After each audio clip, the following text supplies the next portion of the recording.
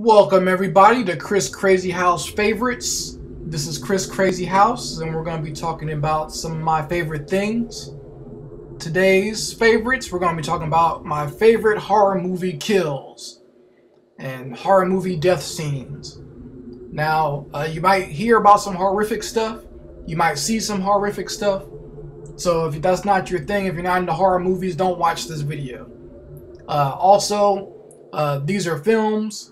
I have fun watching them. If you hear me laughing, it's not to be offensive. I do not find real death funny. I don't find people dying funny. But these are movies we're talking about and it's pure fantasy. So why not have fun with it? So I don't want you guys to get offended. But also, we're going to be, while I'm doing that, I'm going to be doing a drawing just like I do with my sketch blogs. And I'm going to be refining a sketch and a drawing. It's going to be called The Grave Digger. It's based off of a sketch of a model that I did, Miss Constance MOREWOOD. I believe she's a burlesque dancer here in Nashville. I want to thank her for doing the modeling for this piece. And we're going to be talking about the horror movie kills. And I'm going to be doing maybe a top 10, I guess you could say. And we're going to start from 10. So let's do it.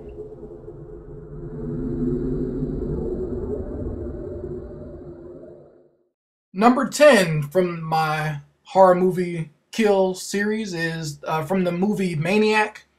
And for those who don't know, MANIAC was a horror movie that came out in the 80s. It's kind of like a Jack the Ripper type story, but set in New York.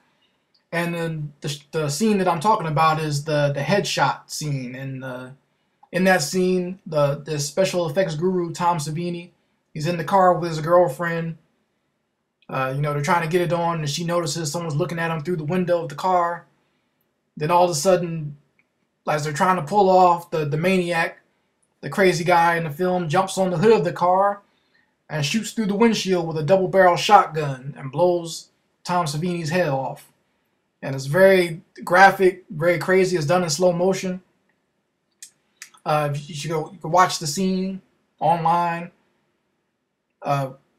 I always love the effects Tom Savini does. He does practical effects mostly. If you've never seen it, go check it out. Number 9 is kind of a tie, and it's for the movie The Fly 2, and this is a sequel to the David Cronenberg's version of The Fly. And in this, there's 2 scenes actually. Like I said, it's a tie, but it's from the same movie. The first one is when the fly vomits on the security guard's face. And for those who don't know about the fly, his vomit is acidic, so it burns like acid. And as it's burning the guy's face, he grabs his face, of course, because it hurts so bad, and winds up pulling his own face off. And you see the skull and the eyes, and the guy's still alive by the end. And the other one that's from this movie is the elevator scene where the security guard gets thrown under like this elevator, and the elevator is coming down, and just as a security guard is trying to get out, the elevator comes down right on his head. What's funny to me about this scene is the guy has more than enough time to get out, but just for movie effect, they keep him down there and he gets his head crushed by the elevator. Let's see. Number 8 is the Jesus Wept scene from the movie Hellraiser, the classic Clive Barker story and movie Hellraiser. And the scene is Uncle Frank finally meets his match when he gets caught up with the Cenobites. And they finally catch up with him. They've been looking for him through the whole movie, and they finally catch him at the end right as he's about to try to kill his niece. And they grab him with their chains and hooks, and it's a pretty gruesome scene, like just the still of it. And they wind up, just tearing him apart, which is essentially what Cenobites do. And there's been a lot of debate as to what he meant when Frank actually says Jesus wept. And like I've heard people say he's saying that because, Jesus wept while he was being tortured, but I'm not going to weep. I'm going to sit here and smile and take it like a man, I guess, or take my punishment like a man. I don't know. That's what I've heard anyway. But it's open for interpretation. Go check out the movie Hellraiser. It's a great classic. Number 7, I called from Zombie. Which is an Italian zombie movie. It's been called Zombie 2. It's been called Zombie Island. It's been called Zombie, spelled ZOMBI. And the scene is the eye splinter scene. And that's when the wife of the doctor, she's home alone and she's getting attacked by zombies. They're trying to break into the house. And she had, barred one from coming through the door, but that doesn't stop zombies, of course. So the zombie breaks his hand through the door, grabs her by the hair and starts pulling her, trying to pull her out the door. And of course, when you break through a wooden door, there's going to be splinters, big, large spikes of wood sticking out the door. So as he's pulling her out, her eyeball just happens to go directly onto one of the splinters. Pretty gruesome scene, very well done as far as practical effects go. Because the splinter goes into her eye very slowly. And it's kind of excruciating to sit there and watch. I know it's hard for me to watch because I hate anything going into my eye. I don't even like eye drops. So that was a crazy scene for me. Number 6 is also a tie from the movie Scanners, the original one directed by David Cronenberg. And there's the duel, the Scanner duel, which at the end of the movie with Michael Ironside, where the two brothers are going against each other using their scanner powers on each other. And this has everything from veins bulging to eyeballs popping, to blood shooting out the sides of your head, to eventually the protagonist gets set on fire, scanner-wise, with scanner powers. So, and of course the other scene, the most infamous scene from Scanners, is the beginning where Michael Ironside causes this other guy's head to explode using his scanner powers. So if you've never seen this movie, it's really a slow movie. It's hard for me to recommend it to people, but the beginning of the movie is great and the ending is awesome. So if you want to check out that horror movie, and if you're a David Cronenberg fan like I am, go ahead and check it out. Number 5 on the list is the chest defibrillator scene from the movie The Thing, the remake of The Thing directed by John Carpenter, starring Kurt Russell.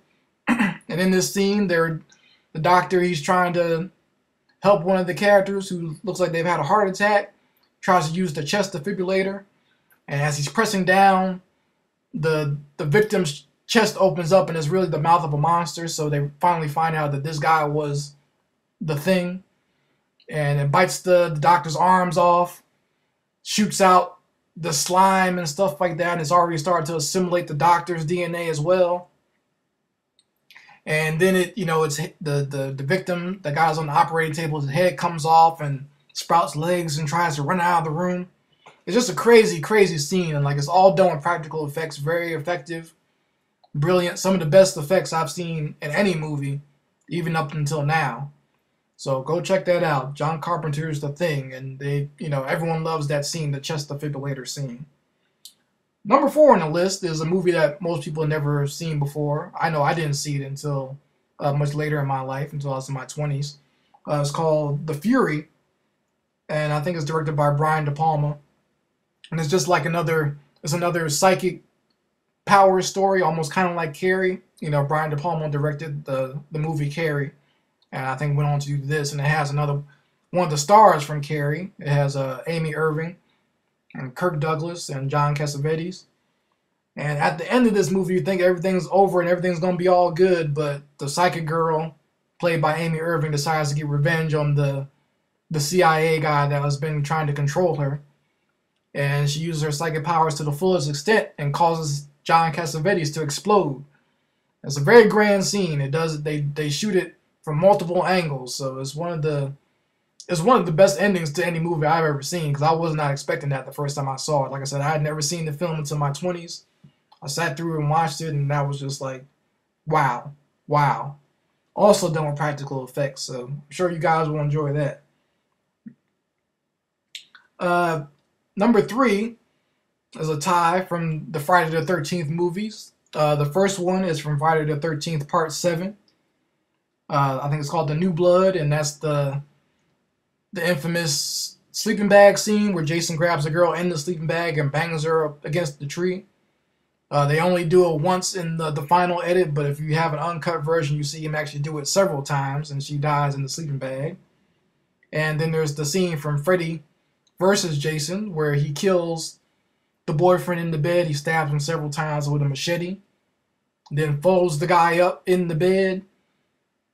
Then folds the guy backwards. It's a pretty funny scene, and one of Jason's best kills. I wasn't really expecting a lot from the Jason versus Freddy movie, but that sold me on it right there. Number 2, one of my favorite movies and one of my favorite all-time death scenes is from George Romero's Day of the Dead, and it's when Captain Rhodes finally gets killed at the end. You know, Captain Rhodes had been a complete jerk and an asshole through the entire movie. And, you know, he had actually killed the main scientist, Dr. Frankenstein, as they jokingly called him in the movie. And, you know, he had left his own soldiers by this time, left him to get eaten by the zombies, and he's trying to protect himself. And it's just funny because he acted like such a badass through most of the movie, but once you got to this part where the zombies are actually coming into the complex, he's turned into a complete coward. And he gets shot by the main zombie in the movie, Bub, because Bub has learned how to use a gun. I know it sounds weird, but you need to see the movie. If you've seen it, you know exactly what I'm talking about. So Captain Rhodes is trying to run down the hall. He thinks he's going to get out of the door and be free and get away from Bub.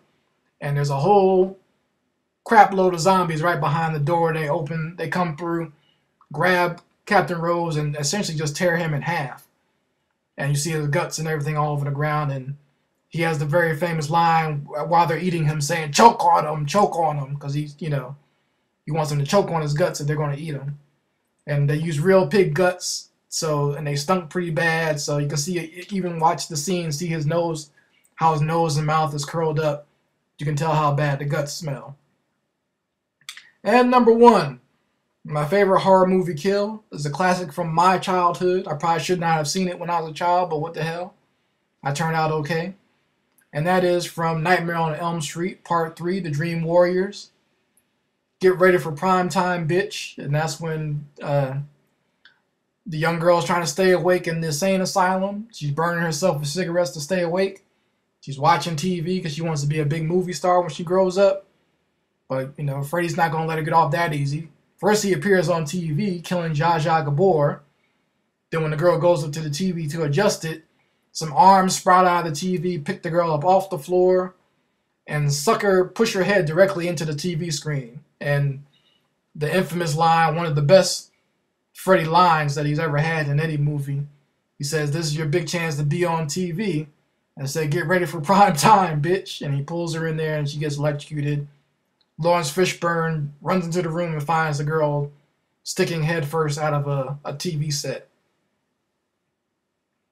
So yeah, those are my top 10 horror movie kills. You know, you guys can write in the comments section, see what you think of mine.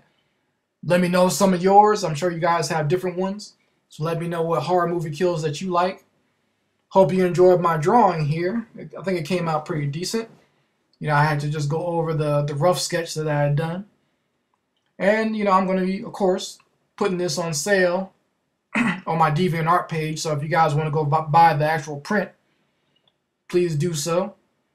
And let me give you a shot here of what the final product looks like. Just so you guys can see what you'll be getting. Yep, here we go. This is the final color print. Decided to go for a nice purple shade with it to symbolize Halloween and scariness. I also did a black and white version. So just to give it that classic horror movie ghost look. So yeah, go pick it up at our DeviantArt page. The link is right in the line at the bottom here. And I'll put it in the description box as well. Hope you guys enjoy Chris Crazy House favorites. I'll be doing more. Make sure you subscribe to this channel. This is the new channel. And subscribe to my other channel as well. This is Chris Crazy House signing out. Have a happy Halloween and peace out.